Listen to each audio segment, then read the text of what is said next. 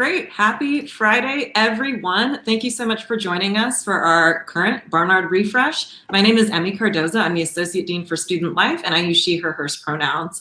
Barnard Refresh, in case this is your first time tuning in, is a new summer series led by Student Life that helps reintroduce you to our campus resources and staff. So every Friday at noon, except for holidays, you can find us live on Facebook and YouTube, interviewing staff members from different offices and departments across campus. And then this upcoming Tuesday, we will be on campus tabling for Treat Yourself Tuesdays. We're gonna have popsicles and it will be hot. So hope you enjoyed that. And you'll be able to connect with both myself and Holly and learn more about our respective departments. And so without further delay, introducing Holly. Oh, I'm pointing the wrong way. This is weird, it's not mirrored. So Holly Tedder is joining us today. She's the director for the Center for Accessibility Resources and Disability Services, CARDS. She's been here for 2.5 years, which I think is when CARDS launched, right? It launched in the fall of 2019. Okay. So yeah, so I was here for about 6 months building everything and getting our team together, and then we launched officially in the fall of 2019. Perfect. And so I guess just to start, can you say a little bit about your role on campus and what your office does? Sure. Well, hi, everybody. I'm Holly, and it's really nice to be here and to be talking with you all today. So in my role as director of CARDS, I'm responsible for disability-related initiatives on campus. So that includes providing specific support services for students with disabilities, and then also thinking about disability inclusion on campus from a variety of perspectives. And so in terms of what our office does, so we provide supportive services for students with disabilities. There's a registration process. So usually students just need to submit an application, whatever supporting documentation they have from their provider, have an intake meeting with me or one of our team members. And that's usually pretty informal. We're able to talk about the students' needs, what they're experiencing, what they think they might need accommodation-wise in either their academic environment, their housing environment, and really have an individualized accommodations plan that makes sense for them. And so that's typically what we do. Things are very case-by-case basis. So really depending on the student's needs, we have a variety of supportive things that we can put in place from an accommodation standpoint. Perfect. Is there one signature program that you think your office is known for on campus? So I would say our peer mentoring program is something that we're known for. It is relatively new. It's been in place for the past 2 academic years since CARS has been in place, and we're growing that program every year. But really that program is intended for students who are new to Barnard, whether they are first-year students or transfer students, and who are trying to integrate into our community and learn the ropes of being a Barnard student. So we will pair them with juniors or seniors. Whenever possible, we try to pair by a similar diagnosis so that people can speak to similar lived experiences and really, get a sense of what it's like to be a student with a disability, a college student with a disability on Barnard's campus specifically, and, really talk through, issues of disclosure, talking about self-advocacy skills and things like that. That's great. And is that limited to first years, or can anyone sign up or request a mentor? So we prioritize first years in the process. It's designed to be for people who are new to the community and don't necessarily know what resources exist. But new transfers are welcome to come as well. If we have sophomores who are interested and didn't participate last year, I think we would be open to that. Perfect. That sounds great. And so then, since we're coming back, vaccinations are happening. Where are you located on campus? And then what are your hours? So we are in Altschul Hall. We are on, I like to call it the garden level of Altschul. It's the basement. So basically, if you know where the student mailboxes are, we're right around the corner from that. So like on your way to Millbank, if you're coming from like Barnard Hall, the Diana Center, If you need the accessible route to find us, you can either take the elevator in the Diana Center or in Altschul Hall itself, take it down to the lower level if you're in Diana, or to floor 1 if you're in Altschul, and then follow the signs for carts. And then we're right around the corner. And our office hours right now this summer we are in person Tuesdays through Thursdays from 10 to 4.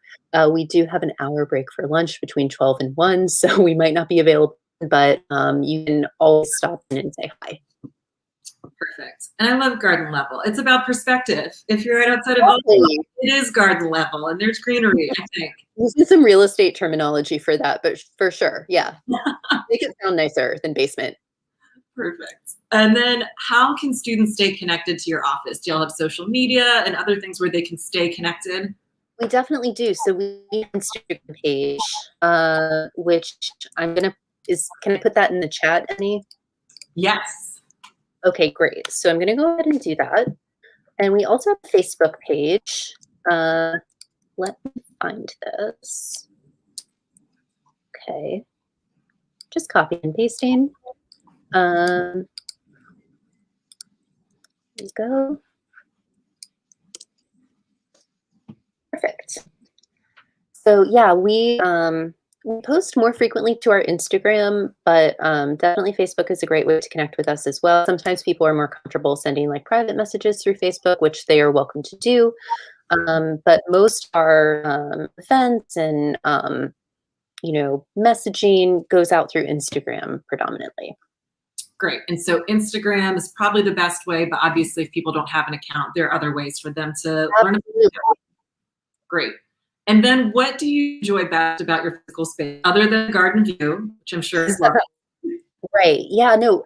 In the cards office, we have a break room, which is available for students who need to use it. So, if someone is experiencing, like, say, a panic attack and they need a quiet place to go, they can come to cards. They can use our break room. If someone has testing accommodations and they have approved breaks, they can use the break room as well. It's a comfortable space where we have a couch, we have a lamp, so the light is nicer than just, say, like overhead fluorescent lights, and it's just a comfortable space where people can hang out. So that's probably my favorite space. When students aren't using it, sometimes our staff goes in there and uses it as well. So we enjoy it as well. That's perfect. It's always nice to have that spot on campus where you can be still and distraction free, because I know that's just not always possible on a college campus. Absolutely not. It's nice to find spaces where you can find them that you can go to chill out. Perfect. And so I know students are probably really excited to be able to enjoy this space, connect with your office in person, because I know they already have been virtually. And so any last things you wanted to make sure to share before we log off for today? Yeah, I would just say, we have a lot of different resources that are available to students who are registered with us. Some resources that students tend to enjoy are, dedicated hours with writing and speaking fellows for cards registered students. Obviously, our break room I mentioned. Sometimes we're able to offer academic coaching to students who might need that as an approved accommodation. And really, I would say if you identify as having a disability, or if you think you might, definitely come and talk with us. We can talk about your specific circumstances. We can talk about disability identity. We can talk about management, all of that stuff, accommodations, and really, help you navigate college in that way, and figure out what support might be helpful for you. So definitely don't hesitate to reach out to us. And we're always happy to have a conversation. And I like to think we're really friendly. So definitely come and talk. I can attest that everyone in cards is very friendly, and you will not regret reaching out to them. I think that it's one of those things where it can be tough because of stigmas to recognize the different resources that may be helpful just to make college accessible. I mean, it's in your title. So thank you so much for sharing that and for taking the time on this Friday with us. So just a reminder, for those of you who are on or near campus, Treat Yourself Tuesday, this upcoming Tuesday, June 8th from 12 to 2, right outside of Futter Field. So you should see us tabling. Again, according to the forecast, it's going to be toasty. So these popsicles will be great, and we'll have them in all flavors. And so we hope that you will drop by and say hello, meet Holly, meet Student Life, and yeah, we will be happy to welcome you back more fully in the fall. I will definitely be there. I'm happy to talk to anybody about their situations. If you want to just pick up some card swag, we have some tri-lighters. So that'll be fun, really good for studying. They come in 3 different colors. That's why it's called a tri-lighter. So I'll be giving you, I'll have those available if you just want to stop by and pick those up and just say hi. Always happy to get to meet people. Mm-hmm.